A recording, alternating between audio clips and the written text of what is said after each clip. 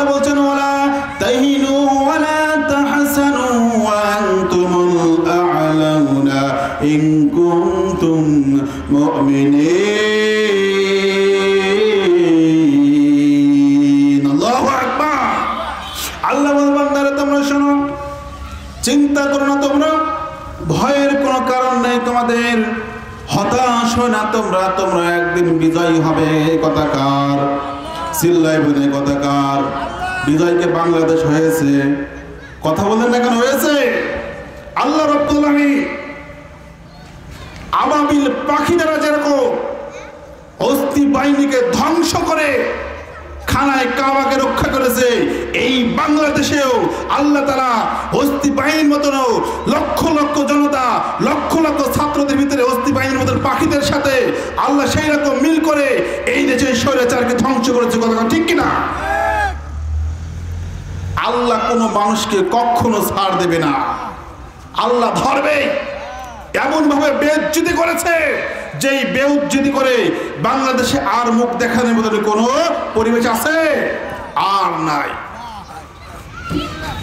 অসংখ্য বড় বড় স্বৈরাচার, প্রত্যেকটা স্বৈরাচারকে আল্লাহ তাআলা এমনই ভাবে বেইজ্জতি করে সেই দেশ থেকে তাদেরকে বিতাড়িত করেছে। কথা বলেন ঠিক কিনা? এই জন্য আল্লাহ বলছে জালিকাল কিতাবু লা রাইবা ফি হুদাল লিল মুত্তাকিন। এমন একটা গ্রন্থ, এমন একটা কিতাব, যেই কিতাব পরহেজগার মুত্তাকি ব্যক্তির জন্য আমি আল্লাহ তাআলা নাযিল করেছি। কথা কোন ঠিক কিনা?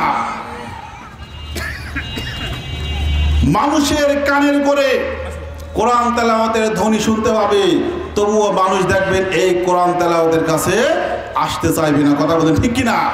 কারণ কি?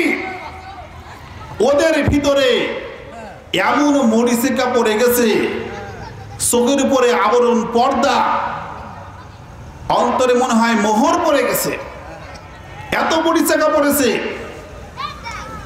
তাদেরকে যদি গোলাই গোলাই খাওয়া দেয়া যায় তবুও তাদের হেদায়েত আসবে না। কথা বলেন ঠিক কিনা? আর যাদের ভিতরে খোদা বিরত থাকবে, আল্লাহ বিরত থাকবে, তাদের অবশ্যই আল্লাহ তাআলা তার কোরআনের ময়দানে নিয়ে আসবে। কথা বলেন ঠিক কিনা?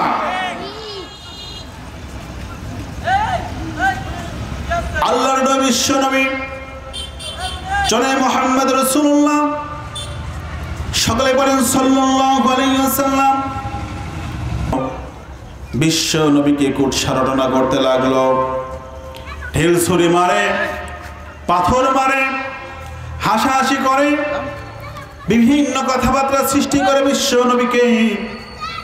আল্লাহর নবী বিশ্ব নবী আবু জেহেলের বাসায় গিয়ে বলল, গো চাচা,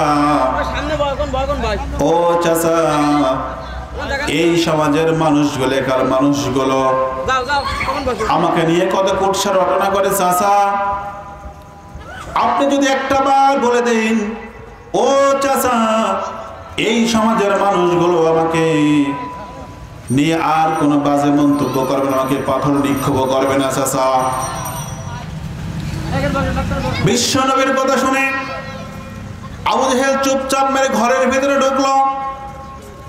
এই ঘরের ভিতরে ঢোকার পরে বেশ কিছু সময় পর আবু জেহেল হাতটা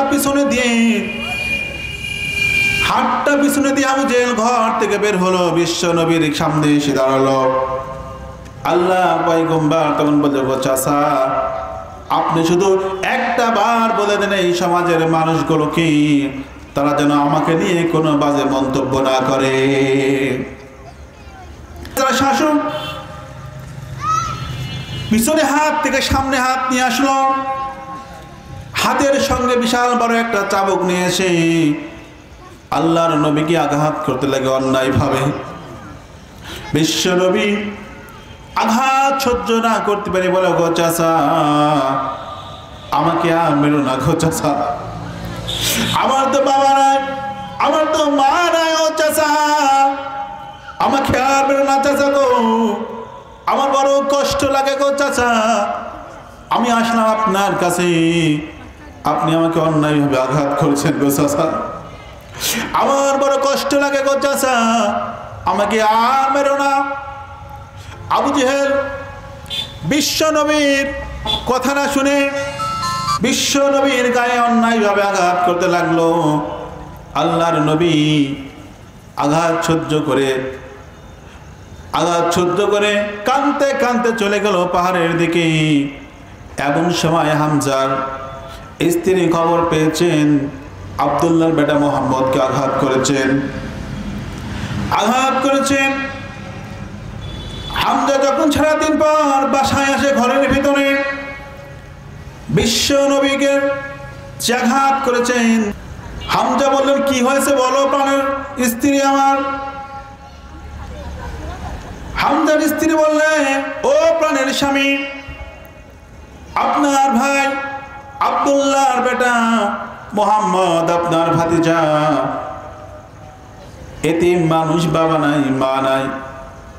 আপনার ভাই আবু জেহেল নিষ্ঠুর ভাবে আঘাত করেছে, রক্তাক্ত মাখা, কাঁদতে কাঁদতে চলে গেছেন। আপনি যদি এর বিচার না করেন আমি আপনার সঙ্গে আর থাকবো না। আমরা তখন কি করলাম, ছুটে চলে গেল আবু জেহেলের বাড়ি। আর বলল, আবু জেহেল কই তুই আছিস, ঘরের থেকে বের হয়ে আয়।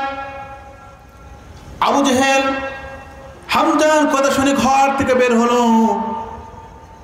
আর বলল, তুই আমার ভাতিজাকে আঘাত করেছিস কেন, অন্যায়ভাবে মারধর করেছিস কেন। আবু জেহেলকেও অন্যায়ভাবে যখন আঘাত করলো, বিচার করে আসলো, বিশ্ব নবীকে খুঁজতে লাগলো। খুঁজতে খুঁজতে দেখছে পাহাড়ের পাশে বিশ্ব নবী কান্নাকাটি করছে।